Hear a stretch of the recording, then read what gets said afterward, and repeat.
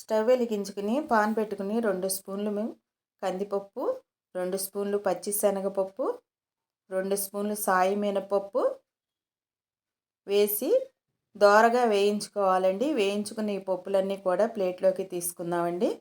అదే పాన్లో 4 స్పూన్లు ధనియాలు వేసుకుని 1 స్పూన్ జీలకర్ర, 1 స్పూన్ ఆవాలు, 1/2 స్పూన్ మిరియాలు, 1/2 స్పూన్ మెంతులు, 2 స్పూన్లు బియ్యం, 4-5 ఎండుమిర్చి వేసి దోరగా వేయించుకోవాలండి. ఇవి వేగిన తర్వాత కొద్దిగా కరివేపాకు కూడా వేసుకుని ఒకసారి వేయించుకుందామండి. కొద్దిగా ఇంగువ, కొద్దిగా పసుపు కూడా వేసి ఒకసారి వేయించుకుని ఇవన్నీ చల్లారిన తర్వాత మిక్సీ బౌల్లో వేసేసుకుని మెత్తగా గ్రైండ్ చేసుకోవాలండి. ఇలా కనుక సాంబార్ పొడి చేసేసుకుని ఇంట్లో పెట్టుకుంటే ఎప్పుడు కావాలంటే అప్పుడు సాంబార్ తయారు చేసుకోవచ్చండి.